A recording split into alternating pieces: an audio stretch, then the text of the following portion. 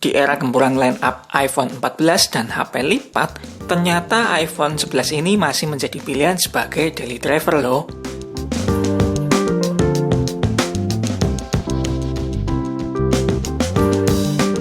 Assalamualaikum warahmatullahi wabarakatuh, bertemu lagi dengan Mas Not. Sebelum kita lanjut, Mas Not akan kasih info dulu. Kalau video ini merupakan first impression Mas Not menggunakan iPhone 11 ini untuk yang pertama kali. Tentu nanti akan ada video selanjutnya, seperti testing cam dan experience lebih spesifik dalam pemakaian lebih dari 1 bulan. Entah itu yang membuat Mas Not nyaman, ataupun yang tidak nyaman. Oke, lanjut. Untuk bodi iPhone 11 ini memang looknya masih sangat memukau, apalagi untuk kaum sosialita yang mementingkan penampilan daripada isi dompet. Lah, jika melihat sekilas bagian depan iPhone ini masih sangat cakep, karena handphone ini memiliki poni dan bentang layar yang cukup lebar. Walaupun untuk bezel memang terlihat agak tebal, karena LCD iPhone ini masih menggunakan teknologi IPS. Tentu saja bukan sembarang IPS ya, yaitu Liquid Retina IPS LCD. Bagian poni memang terlihat masih sangat besar dengan setup kamera, buzzer, dan berbagai macam sensor di dalamnya. Walaupun tergolong besar, bagi saya ini tidak menjadi masalah dalam penggunaan sehari-hari, karena saya bukan tipe yang suka nonton film ataupun video. Untuk bagian samping, memakai frame yang terbuat dari aluminium dengan warna doff dan licin jika digenggam tapi tidak menimbulkan sidik jari di frame samping ini. Nah, ini nih bagian yang menjadi mode pamer bagi sebagian user, yaitu bagian belakang. Dengan warna polos tanpa tulisan dan hanya ada logo Apple saja di tengah dan dual setup kamera yang menonjol jika kita lihat. Tentu saja dengan model belakang yang seperti ini, jika kita letakkan terbalik bakal menjadi fokus para user lainnya di tongkrongan. Tapi sombong itu nggak baik loh. Siapa sangka kalau LCD iPhone ini sama persis dengan LCD iPhone XR. Entah itu dari resolusi, tipe layar, ukuran, dan dari proteksi yang digunakan. Ya, layar iPhone ini menggunakan panel IPS, lebih tepatnya Liquid Retina IPS LCD dengan resolusi HD saja. Ya, benar, hanya HD saja, yaitu resolusi 828x1792 pixel dengan kontras 625 nits, yang mungkin di atas kertas layar resolusi HD ini bakal jelek dan pecah jika kita melihat video dengan resolusi di atas HD. Tapi kenyataannya ini tidak. Bahkan ketika saya set video di resolusi Full HD pun, gambarnya tajam dan tidak pecah sama sekali. Selain itu, karena layarnya sudah full display dengan rasio 19:6, maka ketika kita genggam, feel-nya tidak sebesar atau selebar itu, tapi jadi agak sedikit memanjang. Dan warna yang dihasilkan juga tidak kalah dengan OLED-nya iPhone itu sendiri. Cuma tentu bakal berbeda kualitas di warna hitam yang kurang pekat, dan tentu akan tetap mengeluarkan warna keabu-abuan. Dengan kerapatan pixel hanya 326 ppi saja, saya tidak merasa ada perbedaan ketajaman gambar jika dibandingkan dengan layar yang pixelnya di atas itu. Selain itu, jika kita menggunakan handphone ini di luar ruangan pun, kontras dari iPhone ini masih sanggup menampilkan gambar dan tulisan dengan jelas. Walaupun kita gunakan di bawah sinar matahari langsung dan tentunya tidak akan sejelas jika dibandingkan dengan OLED, bahkan AMOLED. Saya cuma mengeluhkan untuk penggunaan lama membuat mata cepat lelah dan perih. Tentunya karena IPS LCD ini. Beda cerita dengan OLED yang layarnya adem di mata. Dan sudah tidak adanya fitur 3D Touch semenjak iPhone XR yang bagi saya sangat berguna. Apalagi saya selalu membuat script video yang tentu kurang nyaman jika memindahkan kursor hanya menekan spasi untuk memindahkan kursor tersebut. Untuk masalah performa dari iPhone 11 ini tidak perlu diragukan lagi deh. Serius, hampir semua aplikasi ringan ataupun berat bisa dijalankan dengan enteng. Tentu saja karena chipset A13 Bionic yang menurut saya ini masih tergolong baru.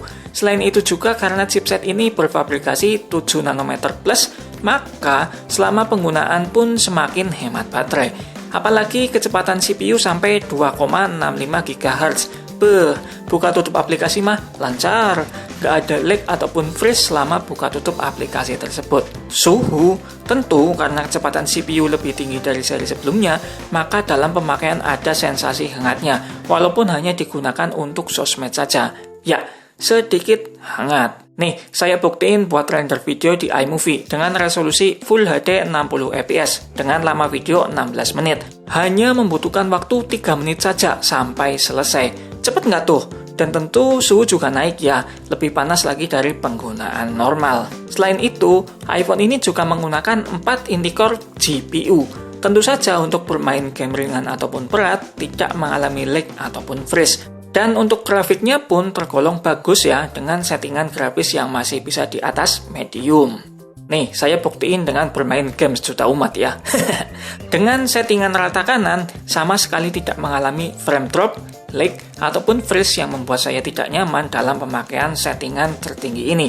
Bahkan untuk suhu dalam pemakaian kurang lebih 1 jam atau kisaran 4 match mode rank, bisa saya katakan cuma hangat saja. Masih lebih panas ketika render video tadi. Padahal dalam bermain game ini, saya menggunakan data seluler dan berada di ruangan tertutup tanpa bantuan kipas ataupun ruangan ber-AC. Nah, selain keunggulan dari CPU dan GPU di atas tadi, ternyata iPhone ini enak banget loh untuk menumpuk banyak aplikasi di recent app seperti ini. Dan ketika kita buka lagi, ternyata tidak reload lagi loh. Keren nggak tuh?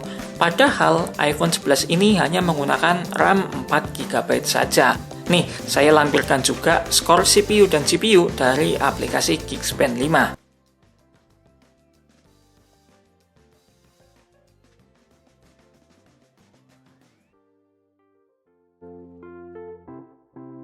Sudah banyak yang tahu lah ya, kalau fitur keamanan di iPhone 11 ini menggunakan Face ID. Kecepatannya juga sangat cepat, walaupun muka dalam keadaan kotor, berminyak, atau bahkan dalam kondisi gelap gulita sekalipun. Tapi, Face ID ini tidak berfungsi jika kita menggunakan masker ya. Dan di iOS 16 ini juga, untuk iPhone 11 tidak mendapatkan Face ID di kondisi landscape. Ya, iPhone 11 ini belum support Face ID dengan masker dan landscape Face ID. Soal experience, tentu menurut saya sangat nyaman. Apalagi saya masih bekerja dengan kondisi kotor dan kadang juga belepotan terkena oli, yang tentu tidak menjadi masalah ketika buka kunci handphone menggunakan Face ID ketimbang Touch ID. Menggunakan dual setup kamera seperti ini bagi saya sudah sangat cukup ya. Dengan lensa wide sebagai kamera utama dan satunya lensa ultrawide dengan sama-sama beresolusi 12 megapiksel. Dan perlu diintip juga, ternyata spesifikasi dari lensa wide iPhone 11 ini dengan kamera iPhone XR itu sama saja ternyata. Untuk besar sensor sama, bukaan lensa sama, dan besaran piksel juga sama. Untuk hasil foto, nggak usah diragukan lagi deh. Serius, gambar terlihat tajam, warna terlihat natural, dan dynamic range juga tergolong bagus. Pada cahaya kurang pun masih tergolong cukup lah, tidak terlalu banyak noise. Dan perlu diingat ya, menurut saya hasil iPhone 11 ini tidak pernah kalah dengan iPhone XR, walaupun spesifikasi sama saja. Tentu dari segi olah gambar jelas berbeda ya, tidak seperti kata orang yang FYP itu loh. Tapi saya akan jujur dengan hasil kamera ultrawide-nya, entah itu di foto ataupun hasil video. Dimana untuk pengamatan saya, untuk tepian foto mengalami distorsi atau peregangan gambar yang membuat hasil menjadi lebih panjang atau melebar. Selain itu juga untuk tepian mengalami warna yang tidak sama dengan titik tengah hasil foto itu. Ya seperti ada efek vignette gitu loh. Tapi untuk efek vignette ini hanya terlihat jelas di pencahayaan kurang.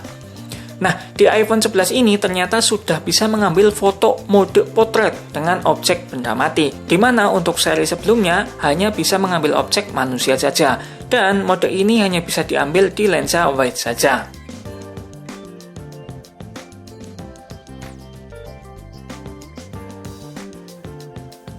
Nah, untuk hasil perekaman video sanggup merekam sampai 4K 60 fps pada semua lensanya. Tapi, saya masih lebih suka dengan resolusi Full HD 60 fps saja. Menurut saya, sensor OIS lebih stabil di perekaman Full HD ini, dan untuk pindah-pindah lensa itu tidak ribet. Berbeda dengan perekaman 4K 60 fps yang tidak bisa pindah ke lensa ultrawide jika dari awal perekaman sudah menggunakan lensa wide. Beda cerita kalau awal perekaman menggunakan lensa ultrawide, dan untuk pindah lensa itu tidak ribet. Aneh ya?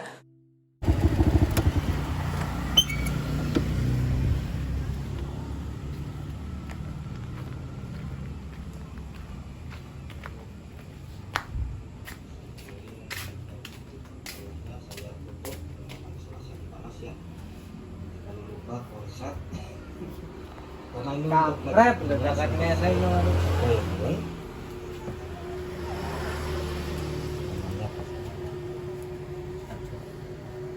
Baru tang. Aku tuh gue.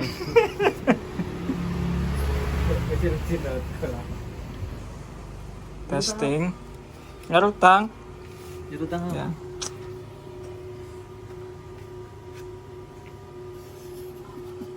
Di sih.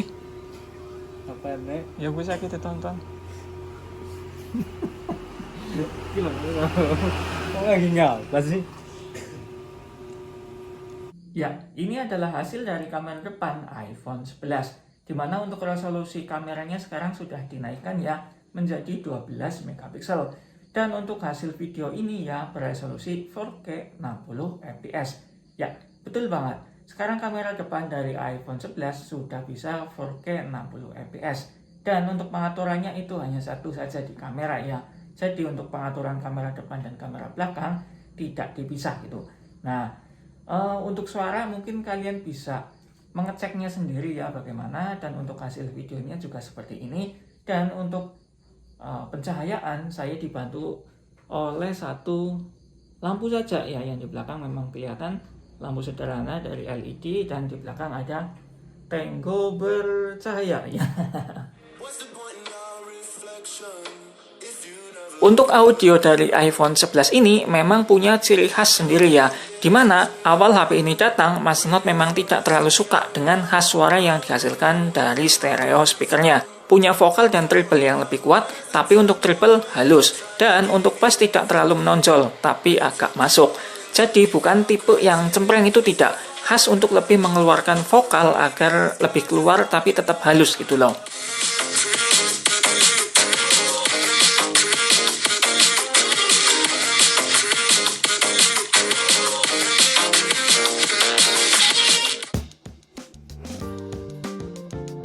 Untuk masalah baterai, Mas Not lumayan terpukau dengan manajemen yang diberikan iPhone 11 ini. Walaupun unit yang saya pakai untuk kesehatan baterainya sudah di angka 83%, dengan cycle count mencapai 850 kali. Dimana untuk kapasitas baterai iPhone 11 ini untuk kondisi barunya yaitu 3110 mAh dengan teknologi lithium ion. Dan perlu diingat ya, dengan rilisnya line up iPhone 14, maka unit baru sudah tidak ada lagi di store resminya Apple. Dan tentu saja jarang sekali ada unit dengan pH 100% untuk kondisi secondnya saat ini. Ada, tapi sangat jarang ya. Dalam pemakaian Mas Not saat ini merasa cukup puas ya. Dengan penggunaan normal tapi intens, Mas Not bisa dapat SOT hingga 6 jam dalam sekali pemakaian dengan sesekali bermain game Mobile Legends. Nah, skema pemakaian Mas Not saat ini yaitu untuk cari barang di marketplace, balas chatting pembeli di Shopee, balas DM di Instagram, menulis skrip video di catatan, menonton video di YouTube, dan sesekali push rank di Mobile Legends. Untuk sehari dengan skema pemakaian tersebut, Mas Not bisa cas 2 kali dalam sehari. Untuk masalah pengecasan, tentu tidak perlu diragukan lagi ya, karena sudah menggunakan teknologi fast charging maksimal 18 watt. Ketika Mas Not Charger menggunakan cas 5 watt, membutuhkan waktu 3 jam untuk mencapai 95% dari 20% dengan data internet on, dan kadang untuk balas WA, DM Instagram, dan pesanan Shopee. Ketika menggunakan cas 10 watt ini, hanya butuh waktu sampai 2 jam saja untuk penuh. Ingat ya, skema pengecasan tadi dengan data internet on dan masih digunakan untuk balas chatting dari teman juga.